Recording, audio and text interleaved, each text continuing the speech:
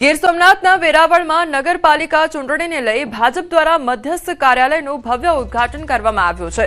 આ પ્રસંગે જિલ્લા ભાજપ પ્રમુખ મહેન્દ્ર પીઠિયા અત્યંત શાયરાના અંદાજમાં જોવા મળ્યા હતા। ટિકિટ ન મળેલા ઉમેદવારોને સંદેશ આપતા કહ્યું કે નથી કરવાનું અભિમાન કે મારા સિવાય કંઈ થાય નહીં અને અહીં તો આખું આકાશ ઊભું છે ટેકા વિનાનું। નોંધનીય છે કે વેરાવળ પાલિકાની 36 બેઠકો માટે આશરે 300 ઉમેદવારોની દાવેદારી વચ્ચે ટિકિટ કપાતા ઉદ્ભવેલા અસંતોષને ધ્યાનમાં રાખી તેમણે એકતા અને જીત માટે તમામ કાર્યકરોને મેદાનમાં જંપ લાવવા આહવાન કર્યું। પ્રસંગે પૂર્વ નગરસેવકોની નોંધપાત્ર હાજરી પણ જોવા મળી।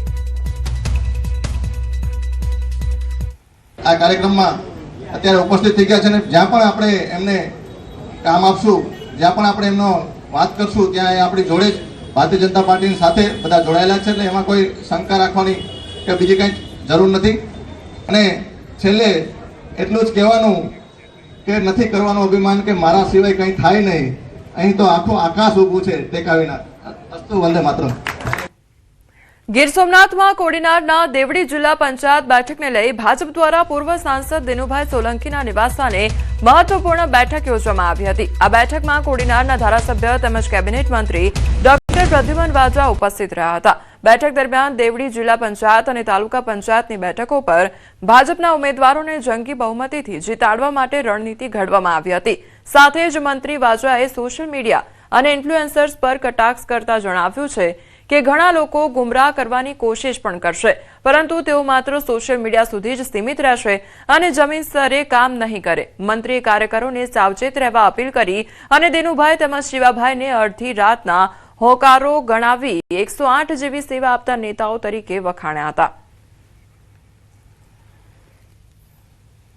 ઘણા બધા ગુમરાહ કરવાની કોશિશ કરશે। સોશિયલ મીડિયાના બધા માસ્ટરો છે એ સોશિયલ મીડિયા પૂરતા જ પ્રભાવી રહેશે, પરંતુ જમીન સ્તરે કામ કરવાવાળા એમાંથી કોઈ અહીં આવવાના નથી।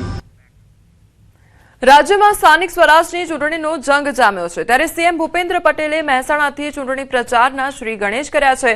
વિકાસ સંકલ્પ સભાના માધ્યમથી મહેસાણામાં જાહેર સભા યોજવામાં આવી હતી। પ્રભારી પ્રવીણ માળી અને ભરત ડાંગર સહિતના નેતાઓ ઉપસ્થિત રહ્યા હતા। ભાજપના જિલ્લા પ્રમુખે કહ્યું કે મહેસાણા જિલ્લામાં સ્થાનિક સ્વરાજની ચૂંટણીમાં 469 પૈકી 83 સીટ બિનહરીફ થઈ છે, તો બીજી તરફ સીએમ ભૂપેન્દ્ર પટેલે કહ્યું કે ઉમેદવારોને જંગી બહુમતીથી જીતાડો કે બીજી વાર તેને એમ થાય કે ફોર્મ ભરવા પણ નથી જવું। આ વખતે એવી રીતે જીતાડો કે બીજી વખત એ લોકોને એમ થાય કે હવે કઈ ફોર્મ ભરવાય નથી જવું। આ વારે ઘડીએ આપણને હેરાનગતિ ઊભી થાય કે તો પાછા એ લોકો ખેંચે અને આપણને એમ કહે કે તમે બળજબરી કરો છો। હવે 2-4 જણ હોય તો એને બળજબરી થાય। હવે આની અંદર તો આજે 600 ની ઉપર બિનહરીફ જાહેર થયા છે આપણા ત્યાં આગળ। મહેસાણા ભારતીય જનતા પાર્ટીએ જે કરેલા કામો હતા અને પ્રજાનું જે જન સમર્થન મળ્યું છે એમાં 60 સીટો નગરપાલિકાની બિનહરીફ થઈ છે, 5 સીટો મહાનગરપાલિકાની બિનહરીફ છે, 3 સીટો જિલ્લા પંચાયતની બિનહરીફ થઈ છે અને 15 સીટો તાલુકા પંચાયતની બિનહરીફ થઈ છે। આ અત્યારથી મળતું જન સમર્થન 467માંથી 83 સીટો આજે બિનહરીફ થઈ છે। મહીસાગરમાં ભાજપમાં આંતરિક અસંતોષ સામે આવ્યો છે, જ્યાં ગોધરા તાલુકામાં 3 ઉમેદવારોએ ટિકિટ ન મળતા અપક્ષ તરીકે ઉમેદવારી નોંધાવી છે। આ મુદ્દે ભાજપના તાલુકા પ્રમુખ ભરત પટેલે પ્રતિક્રિયા આપતા જણાવ્યું કે કેટલાક લોકો પક્ષનું નામ ખોટી રીતે બદનામ કરવાની કોશિશ કરી રહ્યા છે। તેમણે સ્પષ્ટ કર્યું કે બિપિન પટેલ પહેલાથી જ ભાજપમાંથી સસ્પેન્ડ કરવામાં આવ્યા હતા, કારણ કે તેઓ ચૂંટણીમાં ભાજપની વિરુદ્ધ કામ કરેલ છે, તો ભાજપમાં રહી અન્ય પક્ષમાં પ્રચાર કરતા પુરાવા સાથે ઝડપાયા છે। ભાજપે આવા વર્તન સામે કડક કાર્યવાહી કરવાની ચેતવણી આપી છે। બીજી તરફ અપક્ષ તરીકે ઉમેદવારી નોંધાવનાર અન્ય 2 ઉમેદવારોએ ભાજપને ટેકો જાહેર કર્યો છે।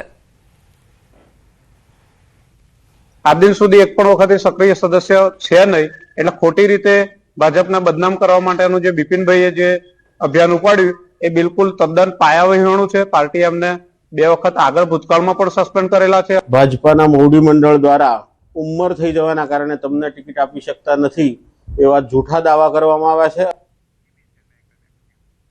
વાવથરા જિલ્લામાં સરદારપુરા ગામના ગ્રામજનોએ આગામી ચૂંટણીનો સામૂહિક બહિષ્કાર કરવાની ચીમકી ઉચ્ચારી છે। વાવ થરાદ કલેક્ટર કચેરીએ પહોંચેલા ગ્રામજનોએ કલેક્ટરને પત્ર આપી પોતાની વેદના વ્યક્ત કરી હતી. તેમનો આક્ષેપ છે કે આઝાદીના દાયકાઓ બાદ પણ ગામને પાકો ડામર રોડ મળ્યો નથી. ધરણીધર તાલુકામાં સમાવેશ થયા બાદ અંતર વધ્યું છે, પરંતુ મૂળભૂત સુવિધાઓમાં કોઈ સુધારો થયો નથી. સરદારપુરાથી ભાખરી વચ્ચેનો જે કાચો રસ્તો હોવાથી ગ્રામજનોને ભારે હાલાકી વેઠવી પડી રહી છે. આ ઉપરાંત ગામની પશ્ચિમ બાજુ આવેલી નર્મદા કેનાલ જમીન સપાટીથી ઊંચી હોવાથી વરસાદી પાણીનો નિકાલ થતો નથી, જેના કારણે ઘરોમાં તિરાડો પડી રહી છે અને કાચા મકાનો ધરાશાયી થવાના કગાર પર છે. ત્યારે ગ્રામજનોએ ચેતવણી આપી છે કે જ્યાં સુધી રોડ અને પાણીના નિકાલ અંગે ઠોસ પગલાં નહીં ભરવામાં આવે ત્યાં સુધી તેઓ ચૂંટણીનો બહિષ્કાર કરી તંત્ર સામે વિરોધ ચાલુ રાખશે. વર્ષોથી અમારા ગામની અંદર પાણી આવે છે.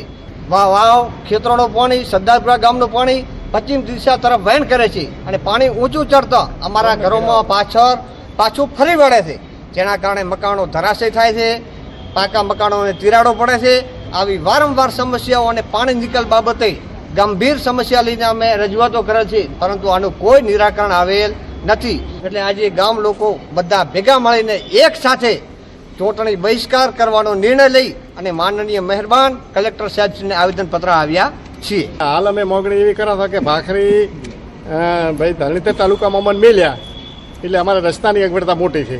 અમારી મોગણી એવી છે કે ચૂંટણી વોટ તો અમે નહીં હાલો, અમારું કામ થશે તો અમે વોટ હાલશો, ચૂંટણી કરશો, નકા નહીં કરો. સંઘ પ્રદેશ દમણ અને દાદરાનગર હવેલીમાં આરટીઓ વિભાગમાં ચાલી રહેલી ગેરરીતિઓ અંગે મુંબઈ સીબીઆઈની ટીમ દ્વારા દરોડા પાડવામાં આવ્યા અને છેલ્લા કેટલાક સમયથી આરટીઓ વિભાગમાં મોટા પાયે ભ્રષ્ટાચારની ફરિયાદો ઉઠી રહી હતી, જેના આધારે આ કાર્યવાહી કરવામાં આવી હતી. તો આ દરમિયાન એક આરટીઓ એજન્ટની અટકાયત કરી તેની પૂછપરછ હાથ ધરવામાં આવી હતી.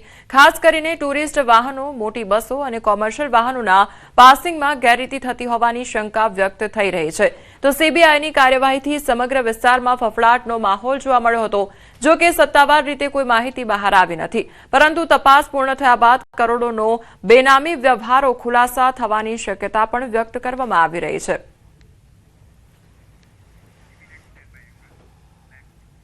અમદાવાદ હાટકેશ્વર બ્રિજ તોડ્યા બાદ વધુ એક વિવાદ સામે આવ્યો છે. પાણીની મુખ્ય લાઇન તૂટી જતા હજારો લીટર પાણીનો વેડફાટ થયો છે. તો પાણી પુરવઠો ખોરવાતા વિસ્તારમાં મુશ્કેલી સર્જાઈ છે.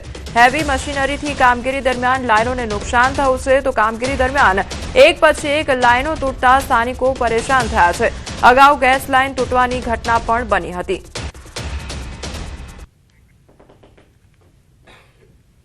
અમદાવાદના પૂર્વ વિસ્તારમાં હાટકેશ્વર બ્રિજ તોડ્યા બાદ પણ વિવાદોનો અંત નથી આવી રહ્યો. બ્રિજ તોડવાની કામગીરી દરમિયાન બેદરકારી દાખવવામાં આવી અને તે દરમિયાન પાણીની લાઇનમાં ખાસ કરીને ભંગાણ પડ્યું અને તેને કારણે આખો જે વિસ્તાર છે તે પાણી થઈ ગયો. આપ જોઈ રહ્યા છો બ્રિજ તોડવાની જે કામગીરી છે તે દરમિયાન પાણીની મુખ્ય લાઇન તૂટી ગઈ અને તે દરમિયાન આ પાણી પુરવઠો છે તે ખોરવાની સ્થિતિ છે તે સામે આવી. અહીંના વિસ્તારના લોકો છે તે પારંવાર મુશ્કેલીનો સામનો ખાસ કરીને આ બ્રિજ તોડવાની કામગીરી દરમિયાન કરી રહ્યા છે, કારણ કે ટ્રાફિક જામની સમસ્યા છે તે અહીં લોકો માટે માથાનો દુખાવો બની ગઈ છે. એ દરમિયાન ખાસ કરીને આપ જોઈ રહ્યા છો કે હાટકેશ્વર બ્રિજને તોડવા માટે જે હેવી મશીનરીનો ઉપયોગ કરવામાં આવ્યો તે દરમિયાન જમીનની નીચેથી પસાર થતી જે પાણીની લાઇન છે તે ડેમેજ થઈ ગઈ અને તે દરમિયાન હજારો લીટર પાણી છે તે રસ્તા પર ફરી વળ્યું. ગેસ લાઇન લીકેજ થવાની અગાઉ ઘટના બની ચૂકી છે, ત્યારે બીજી એકવાર આ પ્રકારની ઘટનાને કારણે ખાસ કરીને તંત્રની કામગીરી પર સવાલ ઉઠી રહ્યા છે, કારણ કે યુટિલિટી લાઇનોને નુકસાન પહોંચતા અનેક સવાલો અહીં ઊભા થઈ રહ્યા છે. હેવી મશીનરી દ્વારા ખાસ કરીને આ પ્રકારની સમસ્યાને કારણે જે લોકો છે તે પારંવાર મુશ્કેલીનો સામનો કરી રહ્યા છે અને સાથે જ એક પ્રકારની ચિંતા પણ છે, કારણ કે અગાઉ જ્યારે ગેસની લાઇનમાં ભંગાણ પડ્યું હતું ત્યારે તે દરમિયાન પણ ગેસ લીકેજની ઘટના બની હતી. ત્યારે ફરી એકવાર આ પ્રકારની પાણીની લાઇનમાં ભંગાણ પડવાને કારણે લોકો મુશ્કેલીમાં મુકાયા છે. કેમેરા પર્સન પંકજ મકવાણા સાથે દીપિકા કુમાર, ન્યૂઝ 18 ગુજરાતી, અમદાવાદ.